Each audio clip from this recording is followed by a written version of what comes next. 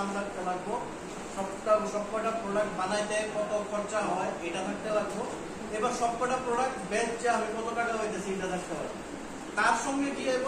তার সঙ্গে আইব গিয়ে আমার ঘর ভাড়া, আমার টেবিল চেয়ার, গাড়ি ভাড়া, কারেন্টের বিল, যদি আমার লেবার থাকে তাহলে লেবার, যদি অনেক